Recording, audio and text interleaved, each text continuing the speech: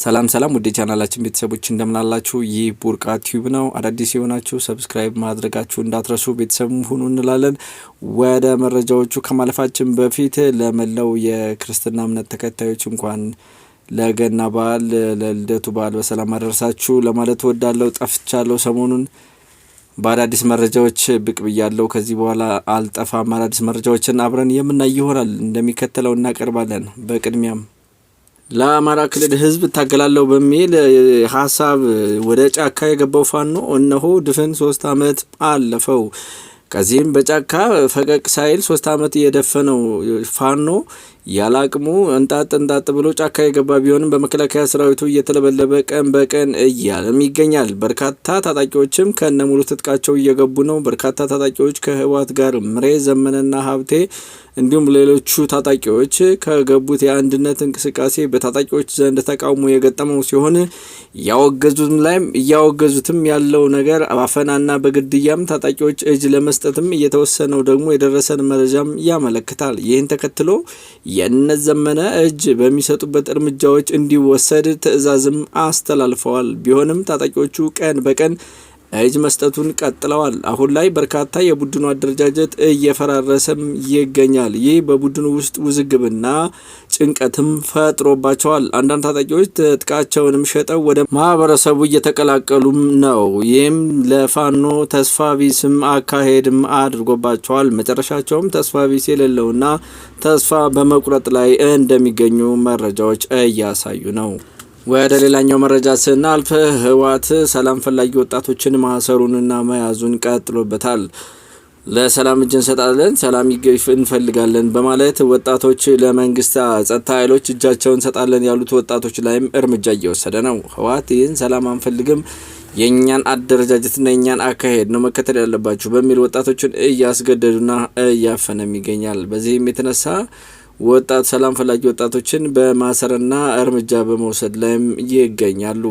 ይህ ድርጊታቸው ታዲያ ወጣቱ ከነሱ እንዲሸፍትና እነሱን እንዲርቃቸውም እያደረገው ይገኛል። ወጣቱ ሰላም ይሻለናል፣ በቃን፣ ሰርተን መለወጥ እንፈልጋለን፣ ሰላም ያለበትን እንፈልጋለን በማለት ከዚህ ያልተገባ ጦርነት ላይ መውጣት አለብን በማለት ወደ ሰላም ግስጋሴያቸውን እያደረጉ ይገኛሉ።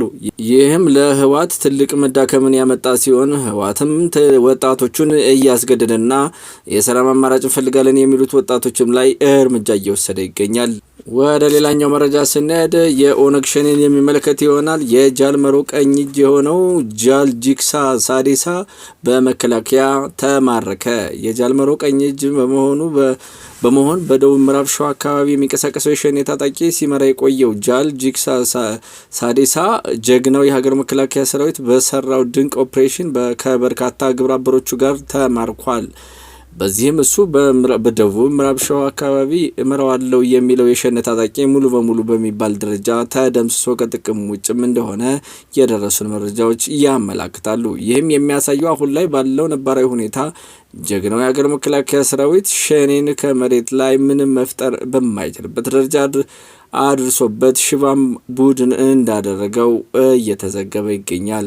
ከዚሁ ጋር በተያያዘ ሰሞኑን በምዕራብ ሸዋ በሸኔ ላይ የተወሰደው እርምጃ ተከትሎ ጃል ቢልሱማ እና ጃል ዋሚ ተፋጠዋል። በተደጋጋሚ የቀረበለትን የሰላም አማራጭ አልቀበልም ያለው የአሸባሪው ሸኔ ታጣቂ የሚገባውንም እያገኘ ነው። በያዝነው ሳምንት ከደቡብ ምዕራብ ሸዋ እስከ ምዕራብ ሸዋ ድረስ ጀግናው የሀገር መከላከያ ሰራዊት ቡድኑ ላይ በወሰደው እርምጃ ታጣቂው ኃይሉ ዶጋመድም እየሆነ ይገኛል። እንደሚታወቀው በደቡብ ምዕራብ ሸዋ አመያ ወረዳ እንዲሁም በምዕራብ ሸዋ ኢሉ ጋለን ወረዳ በተወሰደ እርምጃ ጃል ጂክሳ ጨምሮ ከ20 በላይ የቡድኑ ታጣቂዎች በሰራዊቱም ተማርከዋል። 28 የሚሆኑ ወዲያውኑ በተወሰደው እርምጃም ተደምስሰዋል። ይህ ብቻ አይደለም። ከሞቱ የተረፈውም ኃይል በሙሉ የያዘውን መሳሪያ እያንጠባጠበ እግሬ አውጭኝም በማለት የአካባቢውን ፈርጥጦም ጠፍቷል። ይህን ተከትሎ ታጣቂ ኃይሉን የበላይነት የሚመሩ ጃል ቢልሱማ እና ጃል ዋሚ የግራም ተጋብተዋል። እንዴት በተደጋጋሚ ጊዜ በሸዋ ኪሳራ ልናስተናግድ ችለናል በማለት ቆዝመዋል። ማዋል በውስጣችን አስተኳሻለ በማለትም ግራ ተጋብተዋል።